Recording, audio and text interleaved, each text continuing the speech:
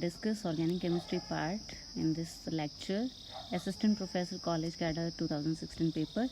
So first question is, which of the following is a raw material for preparing polyamide nylon 6? Nylon 6 is a biodegradable polymer and it is non biodegradable. It is used in toothbrush as bristles. So its starting material is caprolactam. 59th question is कि mixture of nitric acid और acid anhydride को अगर react करवाया जाए एथनासिन के साथ तो main product क्या होता है? तो इस मिक्सचर से बनने वाला है नाइट्रेशन होने वाला है, नाइट्रो ग्रुप लगेगा एंड एंथ्रासिन में जो रिएक्टिंग पॉइंट होता है वो 9 और 10 पोजीशन होती है. तो इस प्रोडक्ट में इसका आंसर क्या रहेगा? ये वाली पोजीशन तो नहीं हो सकती, बीच वाले में लगेगा. तो सी और डी में से ऑप्शन होगा. सी वाला ऑप्शन नहीं होगा, मोनोनाइट्रेशन होगी. तो डी ऑप्शन हमारा राइट ऑप्शन. 60th क्वेश्चन में हमसे पूछा है कि कौन सा एल्केलॉइड ओपियम फैमिली को बिलोंग नहीं करता है. तो ओपियम फैमिली में जो 6 एल्केलॉइड है उनके नाम है नार्कोटिन, मॉर्फिन, कोडीन, थिबेन, नार्सिन एंड पेपावेरिन. तो इसमें से नार्कोटिन और मॉर्फिन ये दोनों तो है, बट ये जो दो ऑप्शंस हैं, ये जो दो है, sorry, pepaverin is also there. So quinine is not in the family of opium. So B option is your right option.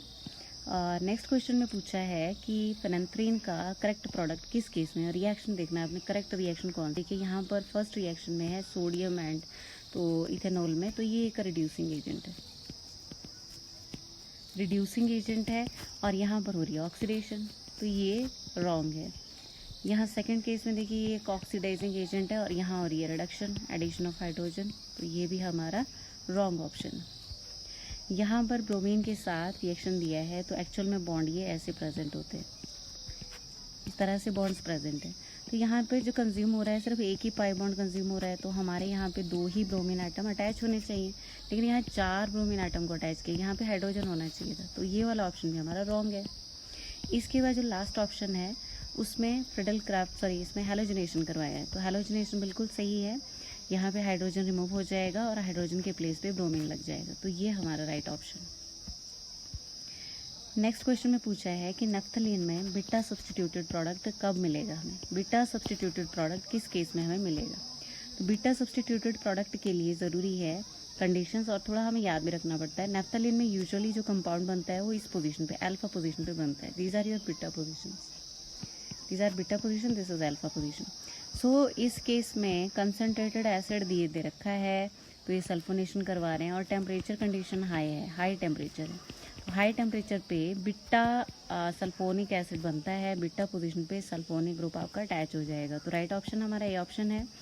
यहाँ देखिए नाइट्रेशन करवाई है एट लो टेम्परेचर, तो यहाँ पर आपको अल्फा आइसोमर भी मिलेगा, काइनेटिक प्रोडक्ट मिलेगा. इस केस में ये फ्रेडलक्राफ्ट एसाइलेशन करवा रहे हैं, तो यहाँ पर भी हमें अल्फा आइसोमर मिलेगा. टेम्परेचर कंडीशन नहीं दे रखी है, तो उस केस में हम एज्यूम करते हैं रूम टेम्परेचर और टेम्परेचर में हमारा बनता है काइनेटिक प्रोडक्ट. यहाँ भी रूम टेम्परेचर है तो यहाँ भी kinetic product that is alpha isomer ही हमारा इधर भी बनेगा.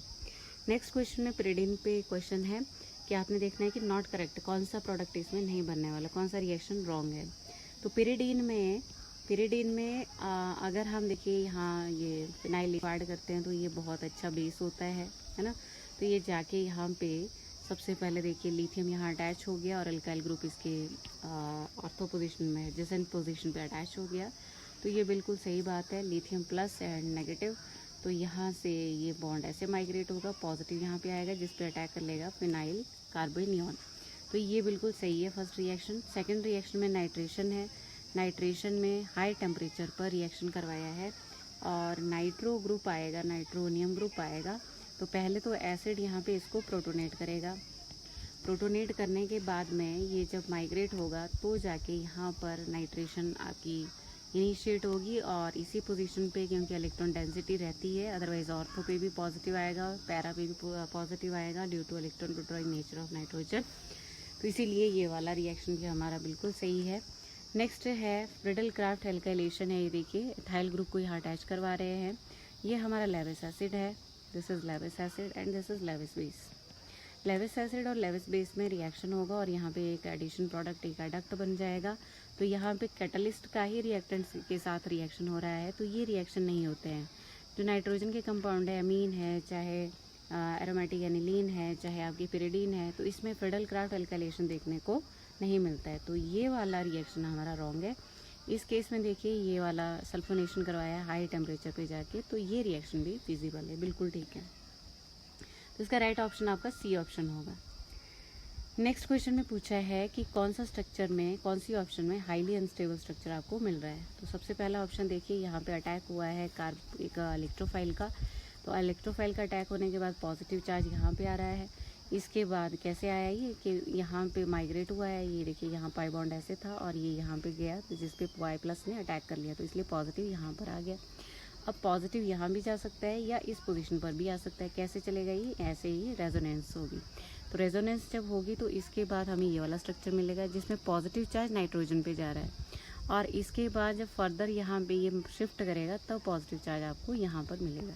ठीक है, तो इस केस में नाइट्रोजन के ऊपर जो कि एक इलेक्ट्रोनेगेटिव एलिमेंट है उसके ऊपर पॉजिटिव आ रहा है, तो ये इस टाइप के स्ट्रक्चर हाईली अनस्टेबल होते हैं, हाईली अनस्टेबल।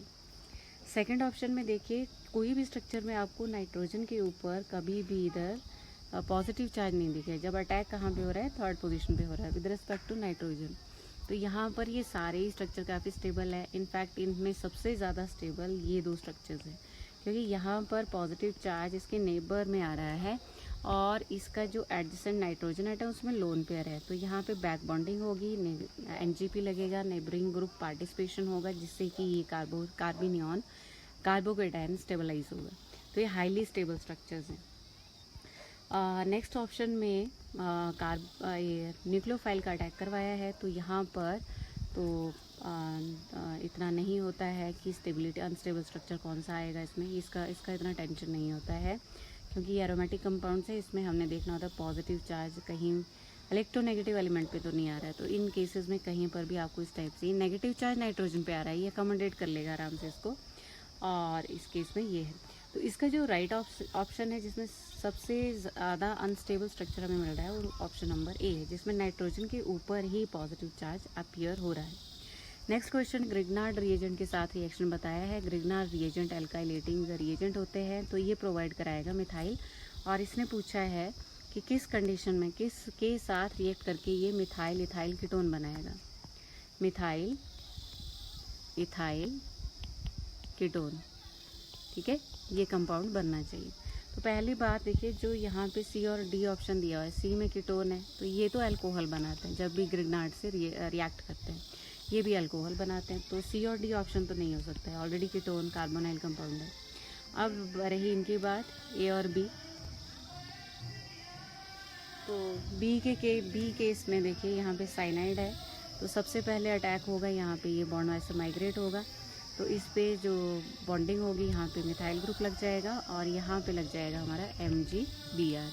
अब इसकी जब हाइड्रोलिसिस हम करेंगे, हाइड्रोलिसिस करके यहाँ पे C double bond O attach हो जाएगा और ये अपना NH2 ग्रुप में कन्वर्ट हो जाएगा।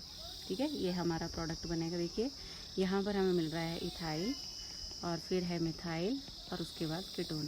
तो इस केस में हमें प्रोडक्ट मिलेगा, बी और राइट ऑप्शन है। यहाँ पर क्या होगा, बॉन्ड कहीं से भी ब्रेक कर दो, इस पे आ गया नेगेटिव, इस पे आ गया पॉजिटिव, तो अटैक होगा, अटैक इस पे होगा, पॉजिटिव नेगेटिव साइड्स देखिए यहाँ पर बाइंड करेगा हमारा लिथियम MgBr और इस पे बाइंड कर जाएगा हमारा मिथाइल ग्रुप।